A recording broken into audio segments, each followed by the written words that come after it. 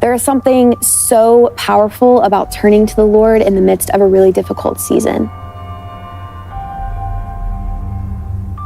I grew up in Lexington, Kentucky, and I grew up in church, and I had an incredible Christian family who really taught me what it looked like to just be a follower of Jesus. And I knew from a really young age that the Lord loved me, but I didn't feel that love for the first time until I was in 7th grade. And I was on my first day of school, and I had a Bible teacher come in and just started to weep about talking about Jesus. And I just remember thinking, like, this grown man is crying over the name of Jesus. And so everything that I've been taught my whole life must truly be true.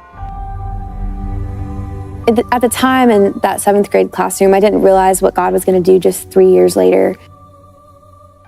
I remember I was asleep in my bed at home in our hometown, and the police come knocking at our door. It was 3:30 in the morning, and I run downstairs to see what was going on, and I see 6 policemen standing in front of my front door. And I knew when I saw them that something had gone wrong, but I just didn't know what it was yet. And walk into my living room, and I see my mom just screaming and crying, and my dad. And I'd never seen my dad cry before, and I was 15 at the time. And so I knew that if my dad was crying, then something was really wrong. And so I walked over to my dad, and I just asked him point blank, "Is he dead?"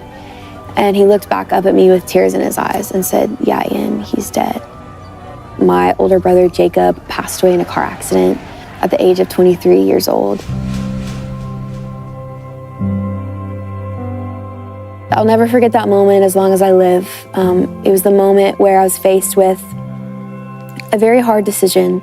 Am I going to trust the Lord, or am I going to lean on my own understanding and walk out this whole path by myself? And I just remember facing the doors in that room and just putting my head down and saying, "Jesus, I trust you." And when I did that, I remember this just heavy weight was lifted off of my shoulders, and the Lord spoke to me and he said, "Anne, I'm going to give you everything you need to push through this tragedy and get to the other side."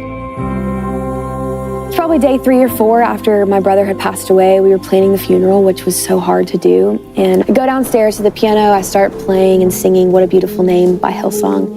And my mom comes in the room, and she's like, "Anne, we had no idea that you could sing. You know, where's this coming from?" And I just remember just being like, "Mom, I don't know, what this is. I'm just worshiping the Lord, and this is just kind of my response to the tragedy right now." And it was almost like when I felt the weight of just the grief and the suffering and the depression so heavily, my medicine and my escape was to worship Jesus. And in exchange, when I would worship him, he would give me his peace and his joy and his rest. And so my mom asks me if I would be willing to sing at the funeral. And I sang at my brother's funeral for the first time in front of anyone. There were over 1,200 people there. It was packed. The church was so crowded. And it was such an incredible day, just such a special time of being able to reflect on Jacob's life. And I remember walking up on stage and sitting down at the piano and hearing the Lord's voice. And he spoke so clearly to me. And he said, "Anne, this is what I am calling you to do. I'm calling you to praise and worship my name."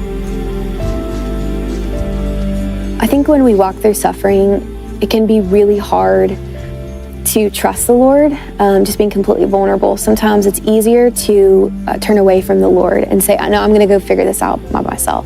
And the enemy will try to get you stuck in that place of self-pity and, I'm going to, turn away from the Lord. But there is something so powerful about turning to the Lord in the midst of a really difficult season. When we're walking through suffering, we're called to worship the Lord. And I know firsthand from experience, right after losing my brother, the only thing that brought me comfort was worshiping Jesus. And we're called to give him our praise in the midst of every single different type of circumstance or troubles or suffering or whatever. And so there's something really profound about taking a step back in the middle of suffering and laying it at the feet of Jesus and then worshiping him in response to it.